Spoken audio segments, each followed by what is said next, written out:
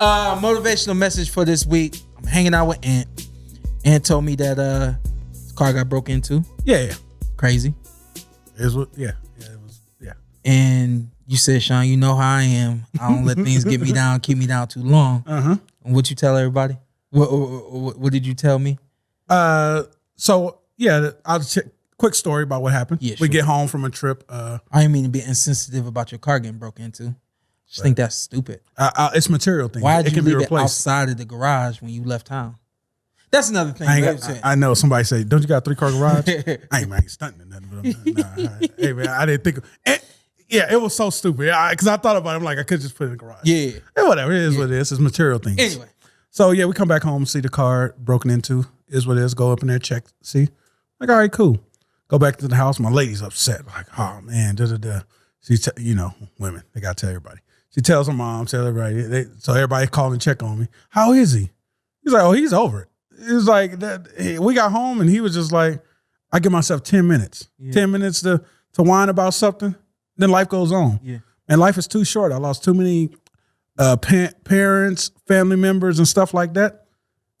Yes, my stuff got stolen. It is what it is, man. I can replace that stuff. I wasn't harmed. My family wasn't harmed. And at the end of the day, life just keeps going. So I give myself 10 minutes to whine about something, then I'm over it.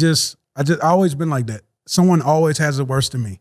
That's always been my motivation. Yeah. If you're going through something, I mean, you got to keep pushing. Because if you don't keep pushing, you're going to be stuck in that spot. So you got to find a motivation, find a why. My thing is, someone always has it worse than me. Shut the hell up and keep pushing. And so I called it the 10-minute rule. I kind of just really, really quickly just named it. That's your new thing now? Yeah. And I add that. I'm adding that to my list. I'm gonna destroy Shawn because you be taking little things I be throwing out to you. Yeah, I'm doing that. You gonna turn to Anthony? Don't be heartless like me. I've heard that a couple of times. You done turned into but no. So, but this is what I want to tell everybody. So that's the 10-minute rule. Yeah. The 10-minute rule. If it's try to live in a moment. And grieve in that moment or whatever you have to do. Don't get stuck in that moment. Don't get stuck in that moment. Give yourself 10 minutes, then do whatever you have to do to pull yourself away from that. Mm-hmm. I call that the 10-minute rule. But then the other side of this whole thing is create rules for yourself. You create a rule, you set a standard. You set that standard you always want to achieve and go beyond that standard. And so I'm talking to a boxer the other day, and I'm not going to tell you who this boxer was, but he said, Shawn, I just get caught up laying on the rope sometimes, and I don't know why I do it. I said, my man, you got to create a rule for yourself. You got to create the rule that you're not allowed to sit on the corner or stand in the corners or on the ropes. I said, you got to make a rule. I said, my dad set rules for us when we were kids. Mm-hmm. Man, I was 10 years old. My dad's telling me the ropes were like fire. Yeah. You move and because you don't want to get burned. Remember having a little burn on my back from the ropes one fight? See, I told you the ropes is fire. But he created rules.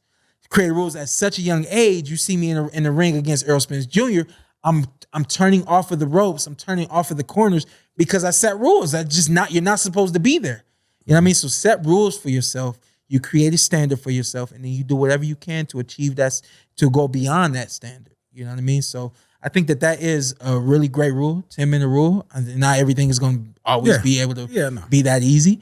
But I think the more things you can handle in 10 minutes, like being late for somewhere, or leaving out of the house late, or, my kids cry all the time. Yeah. I can't, they done crying. I did whatever I needed to do to get them done crying. They cried for 10, 15, 20 minutes, whatever it was. Now I can't sit in that for the next 20 minutes, a half hour because they were crying. Give myself 10 minutes and you move forward. You know what I mean? So set some rules for yourself and try to live a blessed life, man. God bless you guys. This is the PorterWay.